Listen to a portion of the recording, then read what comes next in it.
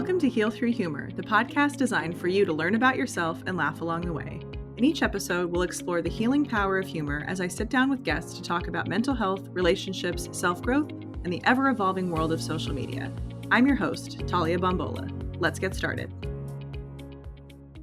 Welcome, listeners, to another episode of Heal Through Humor. Today, we have a very special guest, Rhoda Sommer, and I am looking forward to today's conversation. We were just chatting a little bit off air. The goal of today is not only for you to be able to introduce yourself, but for us to talk about relationships and, as you eloquently worded it, how we often avoid talking about hard things to our peril and sometimes to the loss of the relationship, or at least certain parts of the relationship. So I'll pass the mic to you if you want to take it away and introduce yourself and how you got started in this field and this line of work and your passion, and then we'll go from there.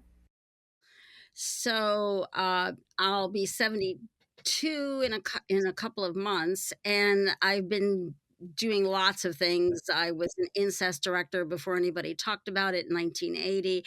I worked with women in prison and jail, did lots of things before I went into private practice, and really learned a lot, particularly from the sexual abuse work, because I had to learn about that from my clients because there wasn't any education about it.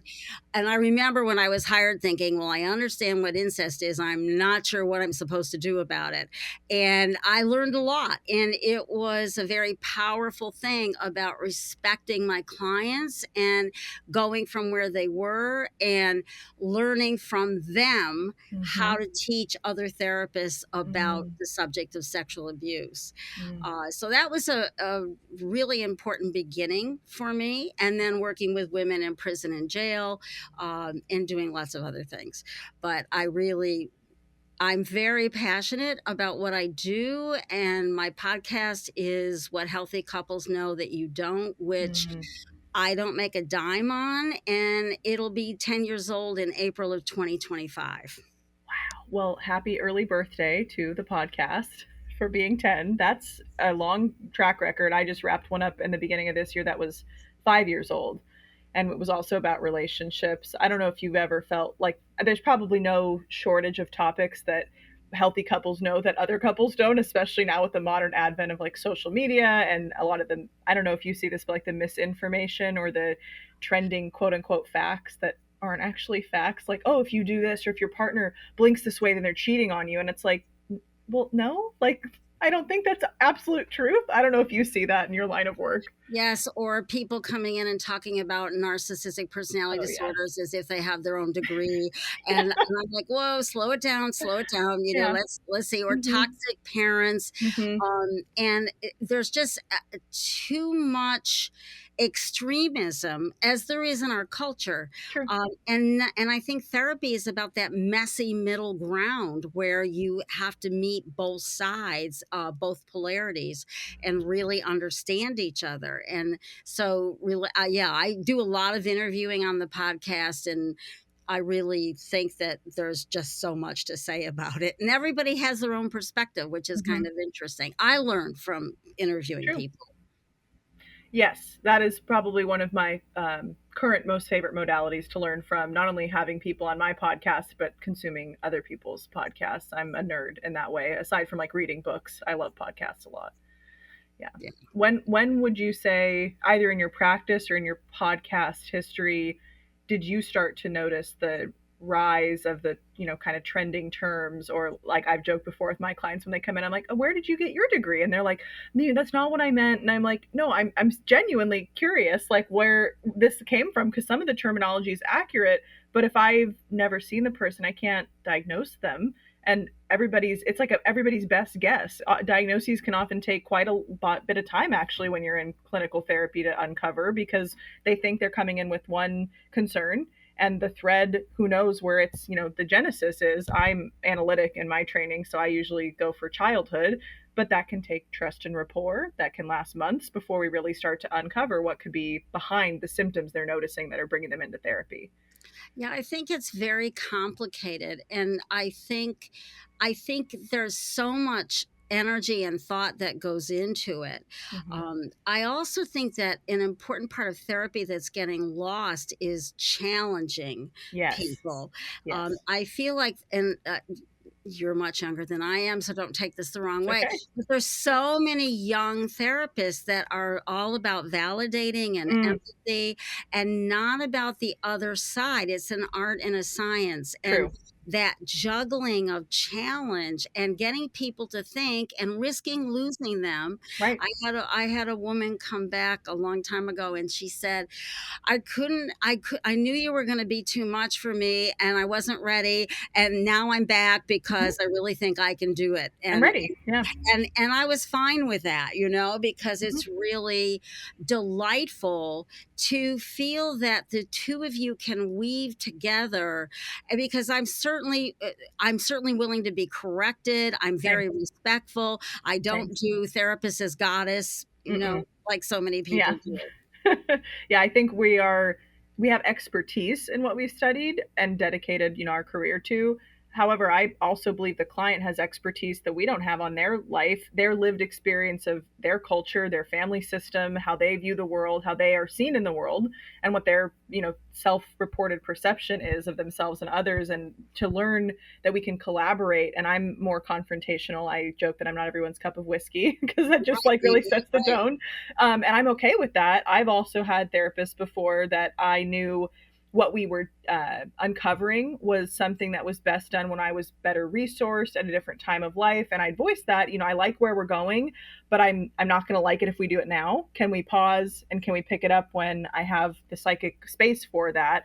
And I think that is the art and the science of understanding good therapy. Like proper therapy does involve confrontation. It does involve bringing in other research perhaps or other skills to confront what the client's currently going through and provide an alternate way of thinking. They choose to do it or not. We can't control anything they do. I always joke, I'm like, you don't have to listen to anything I say. You probably wouldn't come in anymore, but take it or leave it. And they're like, no, that makes sense. So delivering it in a way that a client can integrate it, I think, is a good model for what you discuss with your relationships, is how to talk about hard things.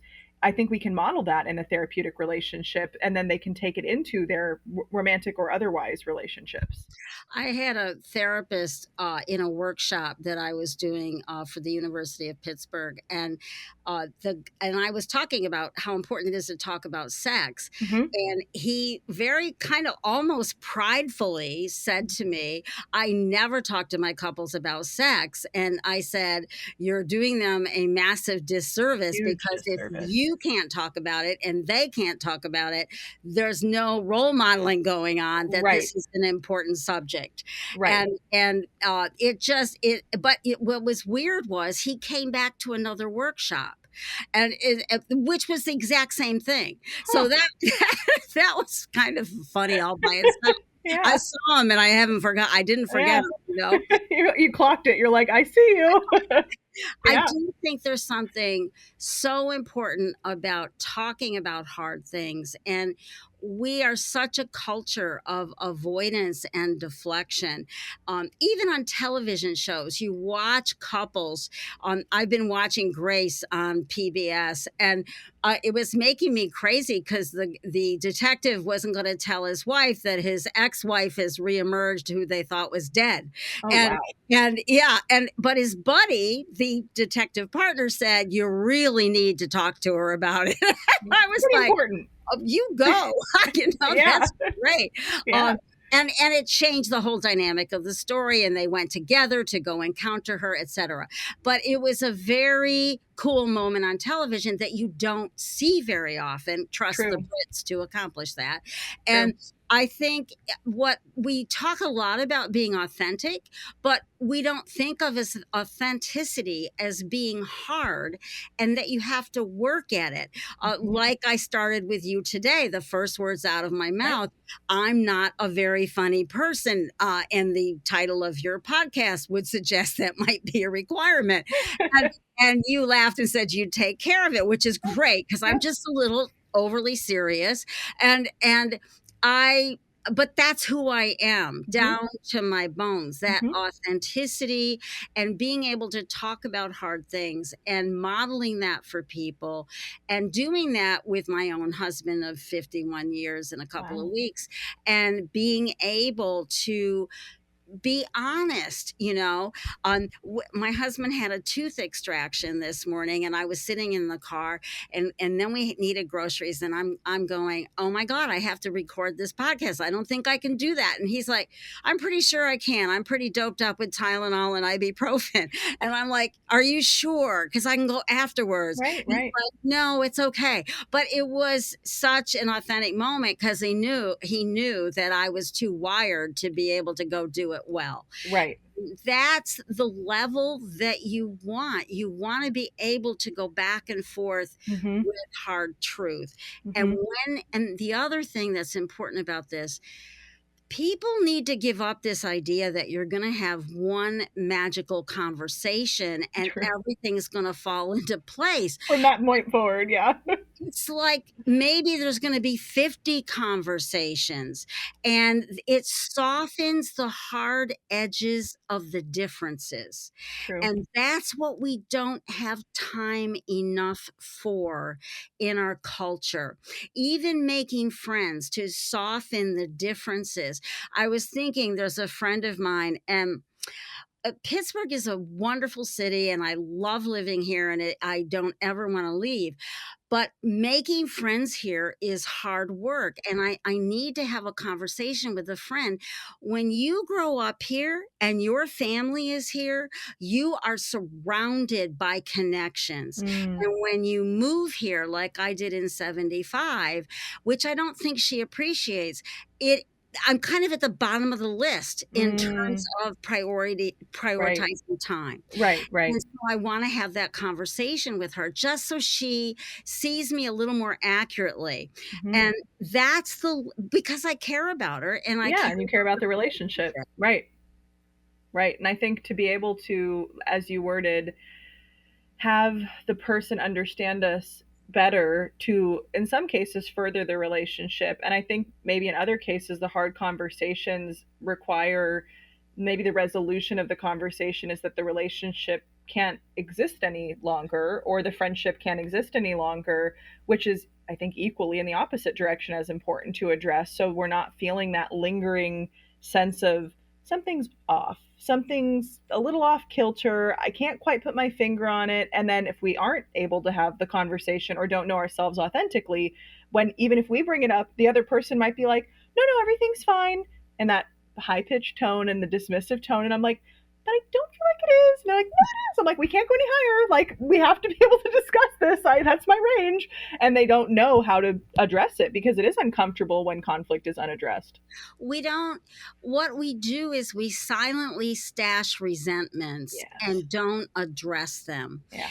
And I just think resentments are death to relationships. And the more that, and it's not running in with this big agenda, but it's being willing to kind of muck around in the messiness Mm-hmm. of trying to get a better picture of each other. And Mm-hmm. that can happen in therapy too. If somebody says, I disagree with you, or I didn't like blah, blah, blah. And I would actually introduce myself to people when I was taking new people. I would say to them, what's really important is that you practice being authentic with me. And if I'm certainly capable of doing things you don't appreciate or don't like. And the more real you can be with me, the better off we are both going to be on your Mm-hmm. journey of health, Mm-hmm. mental health.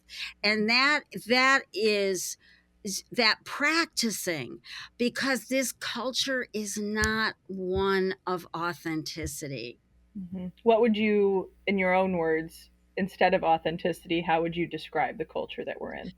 Um, Appearances, Mm. superficiality, conflict is one of the paths to intimacy, and we avoid conflict pathologically. One of the reason I want to go back and talk to that girlfriend is because I made a snotty little crack about Mm, not being invited to a party, and I didn't mean it to be a big thing, and I don't think it was. She just said, "No, we didn't invite you." And but I wanted to explain I didn't mean it in a shitty way, right, right. icky way. I meant it in a little poke about I don't think there's something you understand about what it is for me in this Mhm, relationship. mhm, And that reality, and I'm just really good at coming back to those moments. It doesn't have to happen in that moment. You can loop back to it. mhm, But that authenticity is so important, I believe. mhm. Yeah, and to speak on the keeping up of appearances, I think that there are certain lessons we learn from our own family system of how to keep up appearances. Some they have a ton of conflict behind closed doors and would never disclose it. Others avoid conflict entirely, or the children never see. I mean, like you said, conflict that's healthy and not abusive does lead Right, to right, growth right. and Good intimacy, criteria, right? yes. Yeah.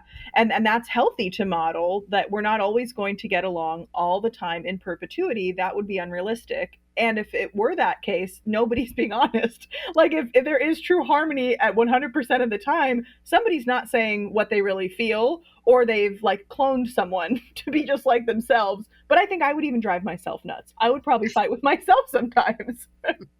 And it's also about being honest with yourself Yes. about how you make things difficult Mm-hmm. for your partner. Mm-hmm. And that comes from self-knowledge, and that comes from self-confrontation. And one of my favorite pet peeves is people that do a lot of blaming, to me, are very immature. Let's Mm, just put it out there. right.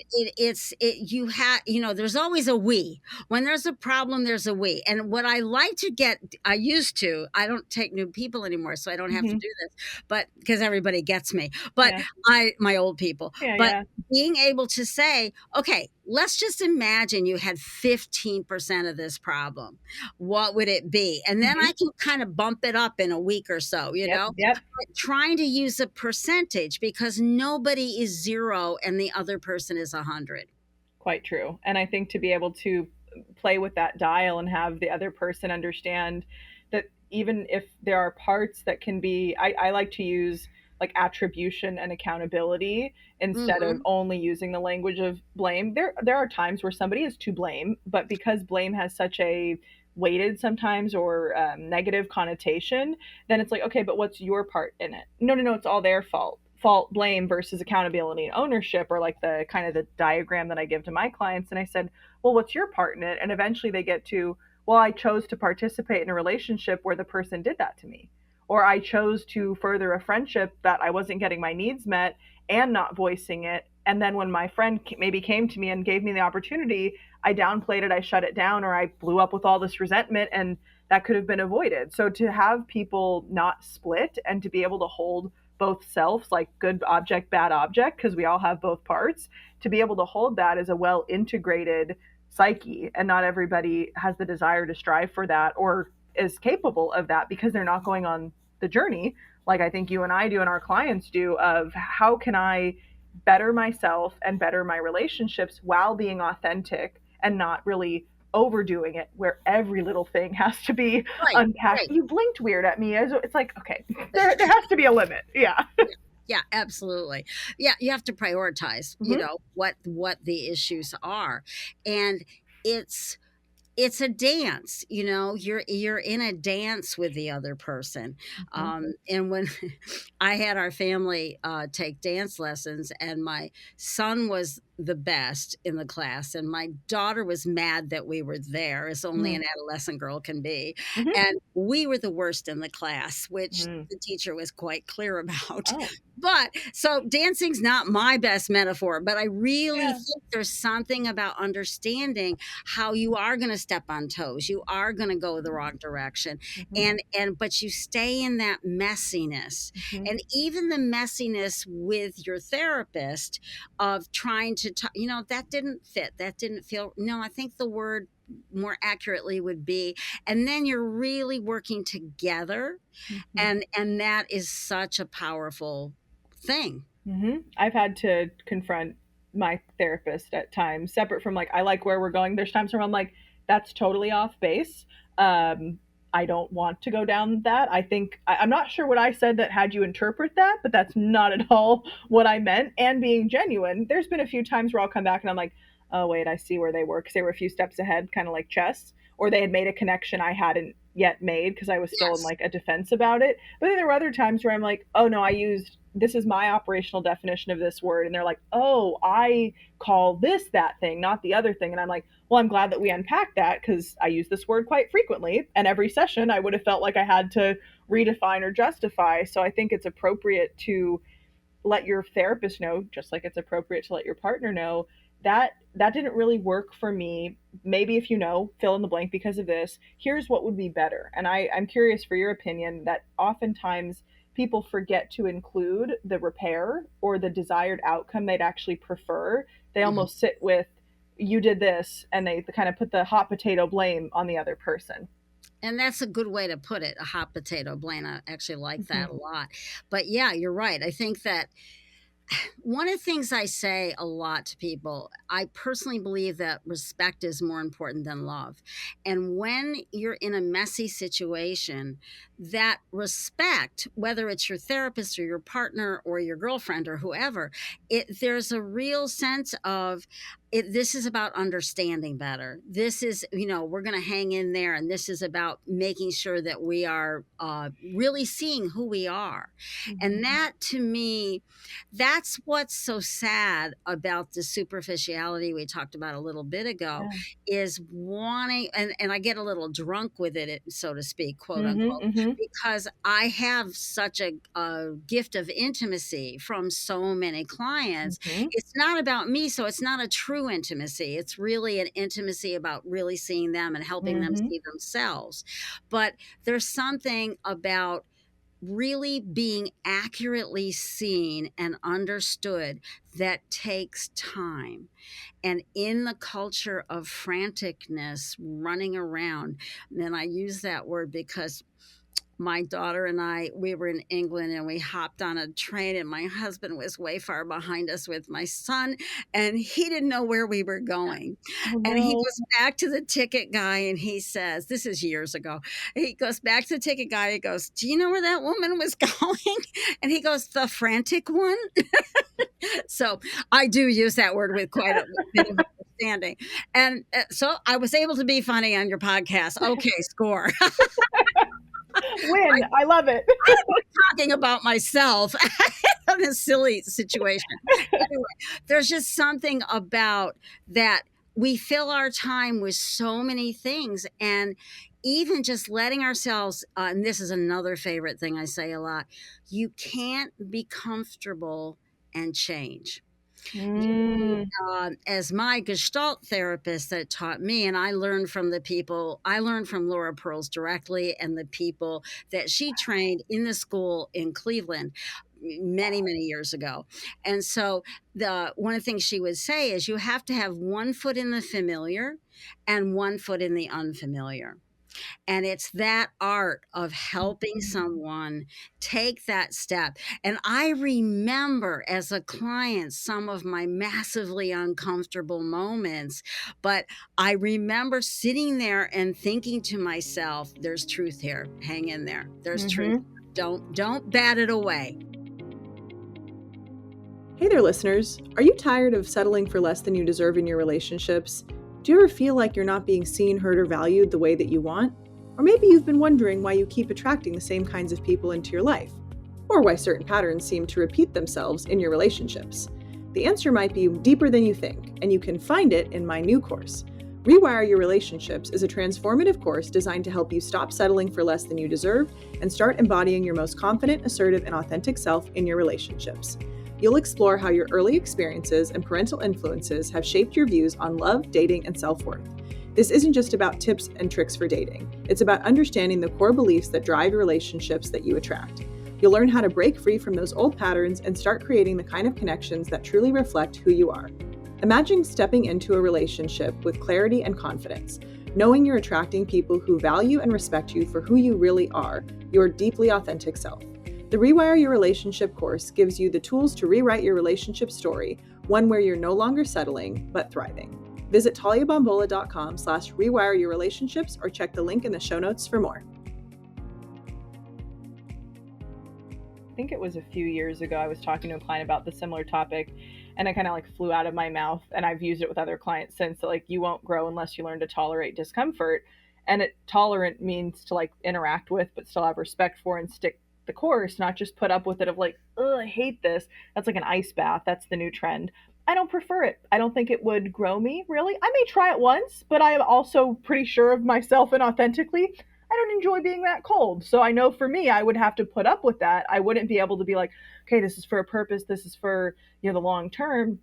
When you're looking at the long-term growth in a relationship as well, there will be uncomfortable seasons, sometimes years. You can speak to this far more than I can, having a 50, almost 50, right? 52 51. year, Yeah. 51-year marriage. I'm imagining, just because I haven't lived that long yet, that there are a lot of uncomfortable seasons and moments where there's growth on the other side if you're able and willing to stay the course, which also requires a partner who's willing and able to stay the course. One of the things I like to people to know also is that and I'm going to come back to your point, Sure. in years 6 to 10, that is often when relationships fall apart or have the opportunity to fall apart or grow, is better said. And for my husband and I, it was year 9. And I remember it very distinctly, and my husband really doesn't. It's kind of funny. And but it talking about that commitment, as you mentioned a while ago, to repair. And I still remember my husband looking at me and saying, I'll do whatever it takes. And I'll never, I know where he was standing. I don't even want to describe the couch he was next to. It was orange and black plaid, if Herculon. It was really ugly. We tried to give it away. Nobody wanted it. Anyway, so it was so bad. But being able to be honest in those years, because it's an opportunity. And what I tell my clients is, you are coming in a typical time. Look at Hollywood stars, Brad Pitt and Jolene, or whatever. Angelina, I think it was 11, but I suspect that it started before that. And when you're famous, I think it's harder to acknowledge, perhaps. But being able to understand, it's an opportunity. We fall in love with our illusions, and those illusions are so powerful, they literally last years.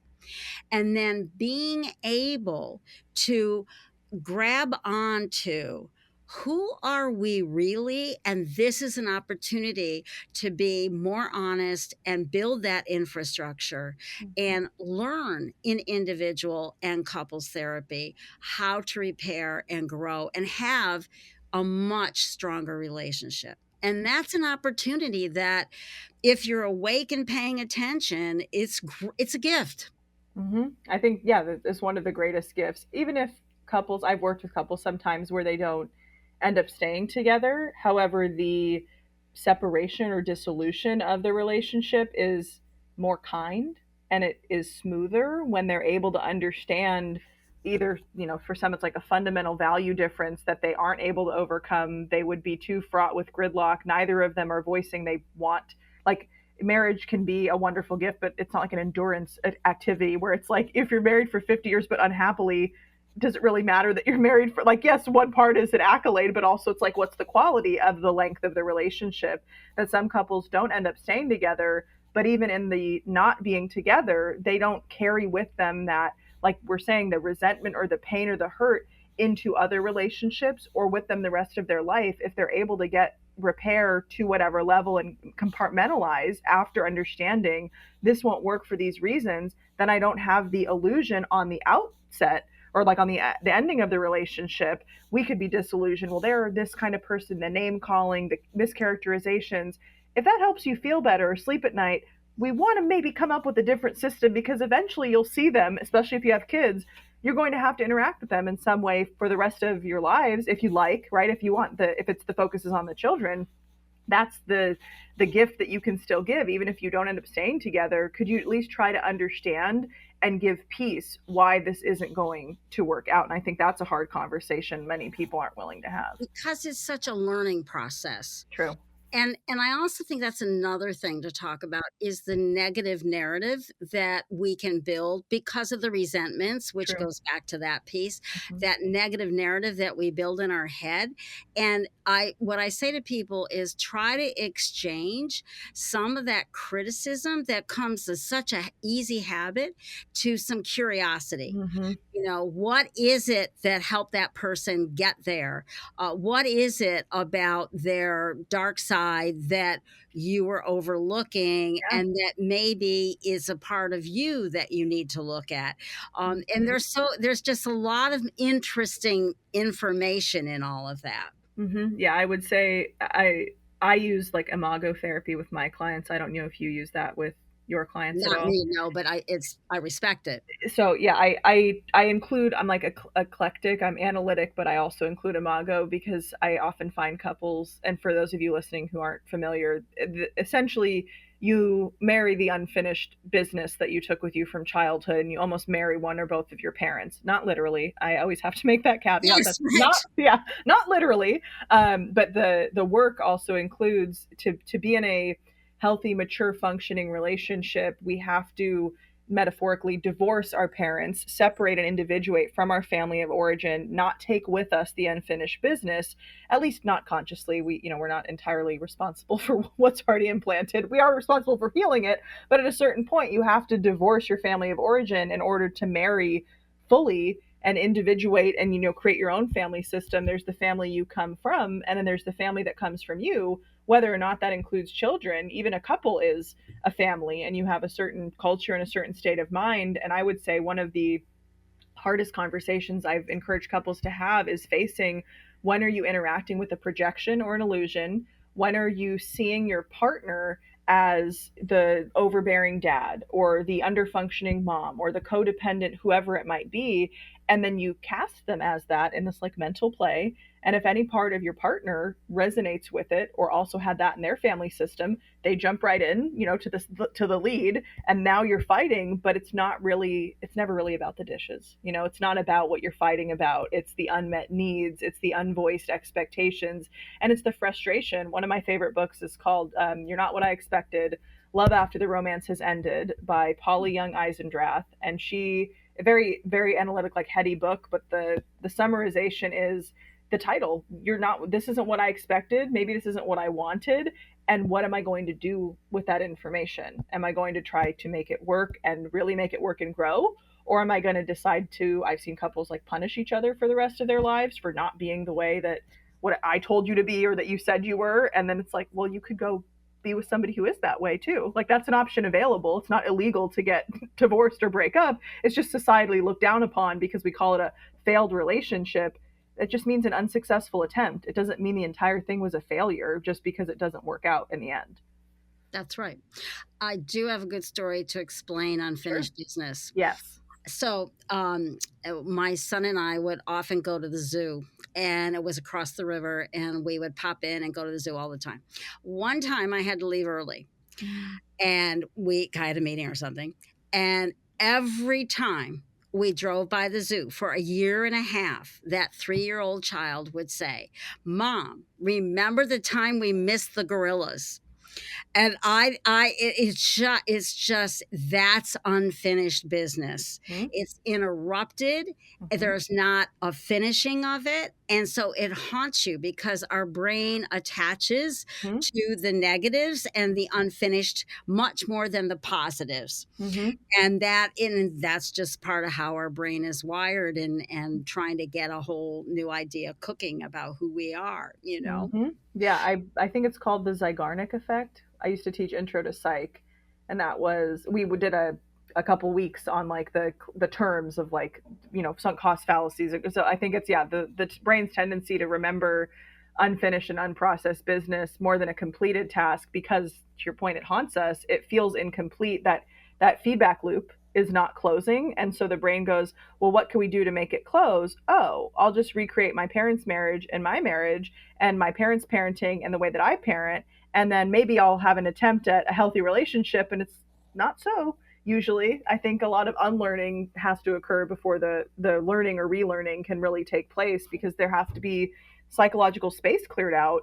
Otherwise, if we're only focused on don't or not, like the injunctions, rather than what to do instead, subconsciously we end up doing that. We created it's like when you tell kids, don't lean back in your chair, their brain goes, okay, lean back in my chair, instead of please keep all four legs of the chair on the floor. You're telling them how to win or what to do rather than just to avoid. And then they don't know. I have a theory that it almost inadvertently raises people who are on high alert or more likely to try to be like people pleasers or attempted people pleasers, because they're learning to decipher, well, if this made them upset, but I don't know what makes them happy, I'll just try anything. And that isn't always healthy, obviously, when we grow up either. Yeah, that's absolutely true. Yeah. I talk about how people pleasers are untrustworthy in the sense of they're trying to please the other person and not being as authentic as they could be about where they're coming from. And Mm-hmm. that's not a criticism, it's an experience. And so that trying to engage them and being interested in being able to put more of themselves out there. Mm-hmm. And I think it is not popular to say this, but it is a form of manipulation. Not only am I manipulating myself and how I try to see myself, I'm manipulating other people and how I want them to see me. And there's a lot of resentment that does build up with my people pleasing clients. I think a lot of us read the book The Giving Tree growing up. I'm mixed. Yes, I remember it. Yeah, Yes. mixed on that, because I remember the last page where it's like he's sitting on the stump and she's like, "That's okay, I'm happy." And I'm like, this it makes so much sense why so many generations were struggling with codependency, with overgiving, with the martyr complex, because there's a theory of treat others how you'd want to be treated. It's great in theory. Not everybody does that in practice, and this is where that people pleaser gap, I think, causes resentment. And it's about both. Mm-hmm. It's about taking care of yourself and taking care of other people. That, again, that messy middle ground, Mm-hmm. and where the heart of everything is. Mm-hmm. And being able to appreciate that you need to do both. I always am joking, Pittsburgh's filled with overly generous women, and it is. I mean, it's a really kind city in many ways, and there's just so many caretakers of the elderly, Mm-hmm. and brothers and sisters not pitching in, or doing it from afar and sending a check but not really being helping the other On the person, ground, even yeah. just go, oh my god, I'm exhausted, send me for a weekend to DC and Sure, a sure. hotel. And it's just, but they also don't ask, and so again, it's that complicated messiness where it takes time to see and understand the overworked caretaker, to try to be a true Mm. support, you know? So true. What would you say are maybe top two or three, if that doesn't feel like diminutive to list just two or three, of the hard conversations that you encourage your clients to have, or if you've worked with couples like that they've tackled over the years? I think sex is number one, and I think we don't talk about it enough. It's one of the reasons I love Emily Nagoski's work, Come As You Are, and she just finished her new book, which is Come Together. Mm. And her enthusiasm, also the Netflix show. I'm always telling people, usually more than once, watch The Principles of Pleasure on Netflix. Yes. 3 episodes, and it's terrific. And I learned something, and I've been talking to people for years about sex. So I just think that that's really important. Another one would be money. Um, Mm. and then probably in-laws. And I think Yep. money is really something that both, usually we tend to marry our opposites, and that's a good thing, because the person who's more thrifty and the person who's more abundant in their spending, Yeah. and then you kind of balance each other out.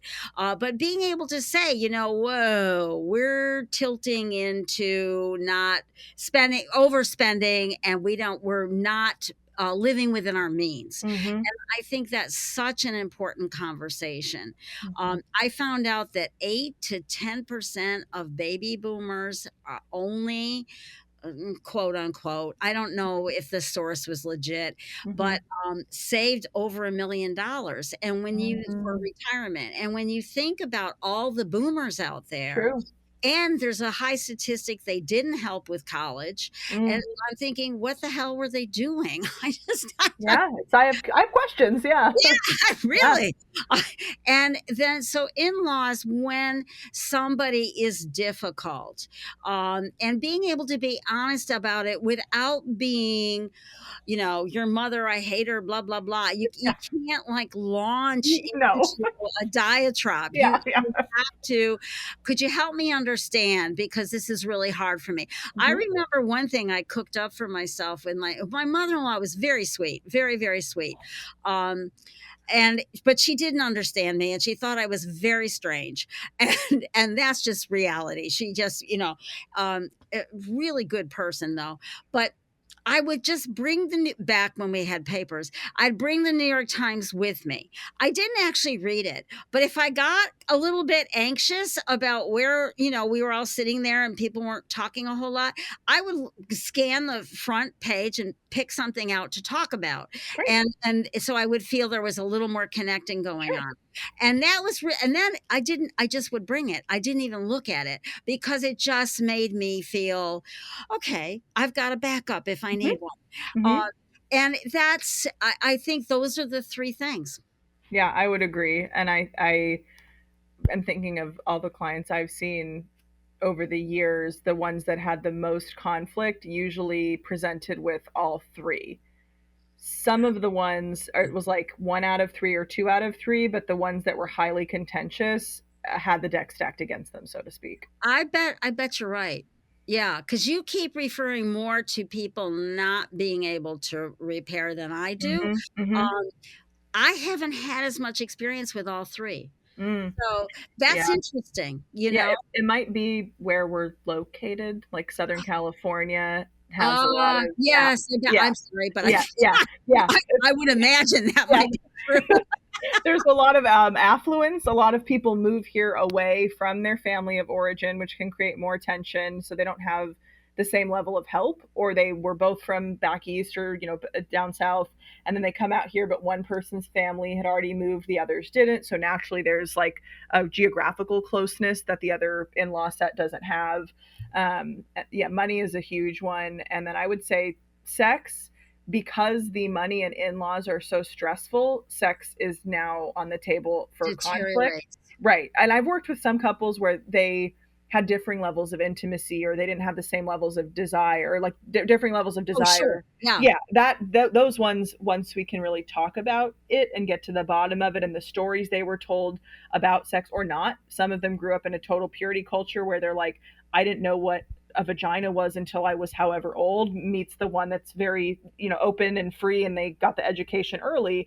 Those are discrepancies that we can usually close the gap of. And I've worked with, to be clear on the, I have worked with couples who have made it successful, but the I'm ones that sure stick you out in have. my I mind- didn't yeah, mean that. yeah, no, the ones that stick out in my mind though for these hot button topics, they just couldn't, they felt like no matter which direction they were going, we got home from seeing the in-laws and then we were trying to have sex, but this happened, and then the next day the paycheck did, like, it's just one thing after the next. And I think that's where, when we were told, when I was told years ago in grad school, that it's never, like, it's obviously never about the dishes for the most part. Sometimes it is, but that's usually a solvable problem, not a perpetual problem. That if it's about the type and the style of communication that you use to tackle talking about the conflicts also makes a huge difference. Can you help me understand? This feels confusing for me. I'd actually like to have this kind of relationship. I'm struggling. I think I'm saying it in a way that's getting us there, but it feels like it's not. Could you help me? Like, that is more collaborative language rather than, like you were saying, like the criticism, the contempt, the blame, and defensiveness. I don't think anybody would want to be close to somebody who's using that more often than not. Right. Yeah. Right. Yeah, I would agree. Yeah. When you think back to your maybe most interesting or dynamic case or like topic that you work through with a couple without obviously within the realm of confidentiality, does Yeah. anything come to mind? Um, Probably the boy next door All-American that I who was seeing an individual therapist, and the process of talking about the people pleasing unearthed a sex addiction. Ah. And I it really makes me think a lot about people pleasing and addictions, Mhm. and whether it's and I think we have to include women spending money, frivolously, perhaps might be a word to attach to that, Mhm. and not being careful enough and thoughtful enough about what's going to work for everybody. Mhm. Um, and I just think a lot about how when you can't be your real self, it goes underground in some sideways way. Yeah. And that that's why it's so important to be able to look at yourself. Mhm. Um, I would not work with a therapist who hadn't been a client. When I was asked to come back to speak to grad. This was my last time. I won't use the swear word, but um, it was an all black class with a black professor. And I was talking about how important it is to be a client.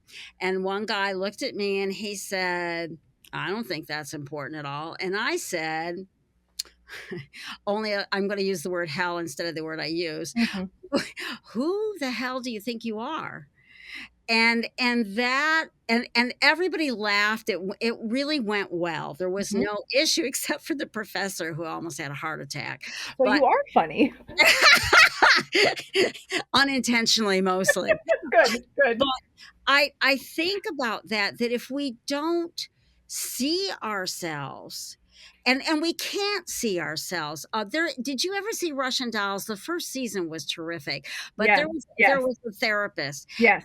and there was a quote, and I must have rewound it 50 times to get it right. Yep. But the therapist said we are unreliable narrators Mhm. of our own life without the help of a therapist.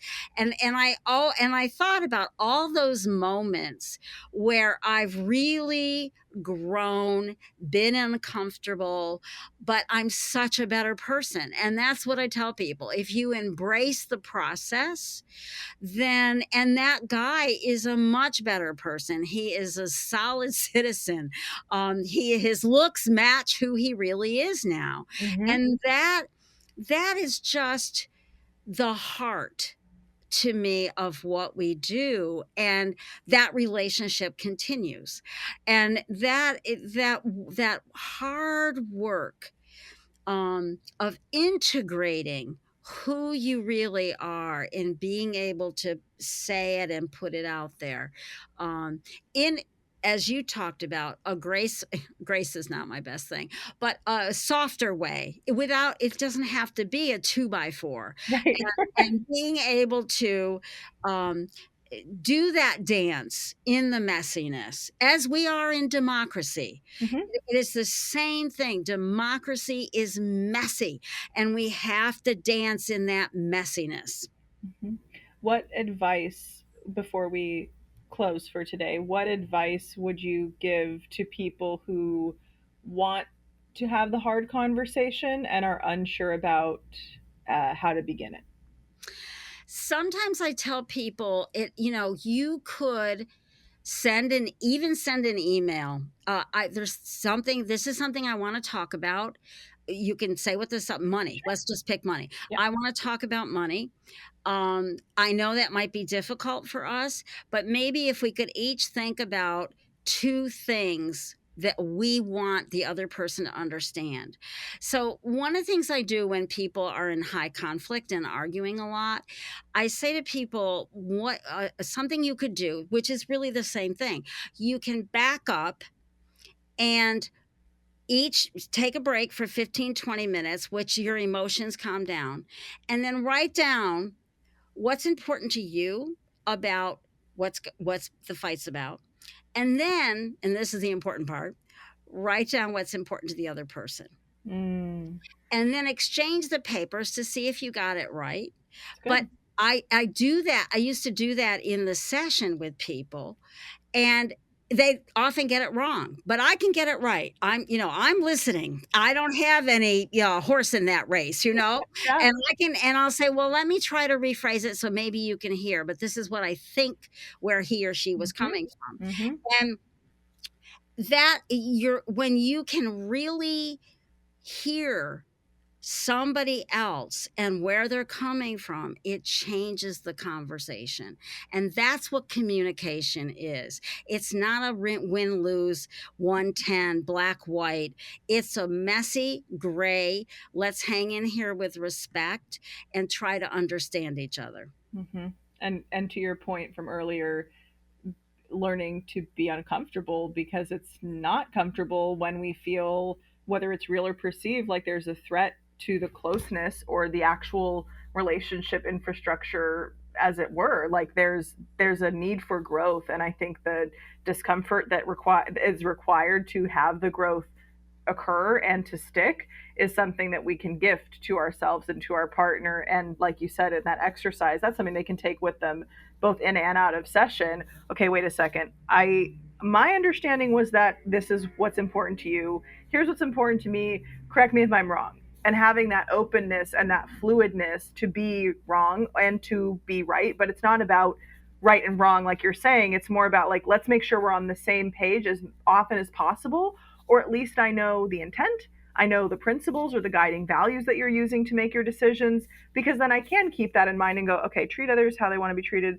I know that they value being on time. And if I did this, they would be 10 minutes late. Maybe I'll give them a heads up, right? Like there's a way that you can make decisions on the trust and the pattern of your relationship. And if you know your partner in terms of what they value and where they make decisions from on their principles, I think some, not conflict can be avoided entirely. Some can be avoided, because then you can say, well, I was struggling with this, but I know you like this. And for a partner, especially for words of affirmation to be like thought of as a love language, they're like, wait, you considered me?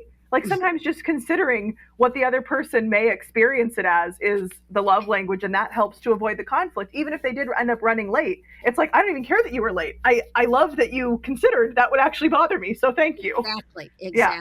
Mm-hmm. Yeah.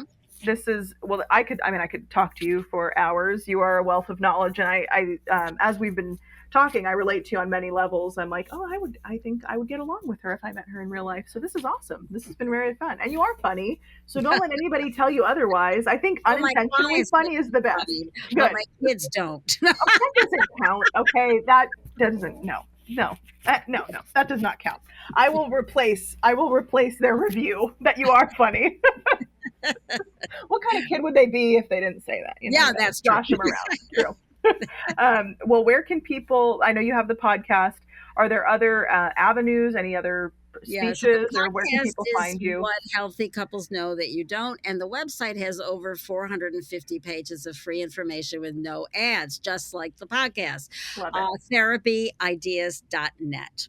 I love it. Well, thank you for the work that you do. I'm sure your clients feel the same level of gratitude that I do. This was one of my favorite episodes, and I learned something too. Oh, so thank you. Thank you so much.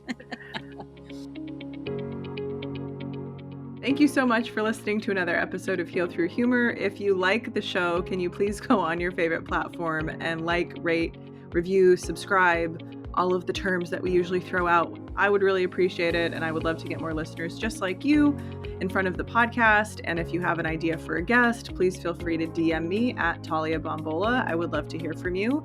Until then, I will see you on the next episode. Take care.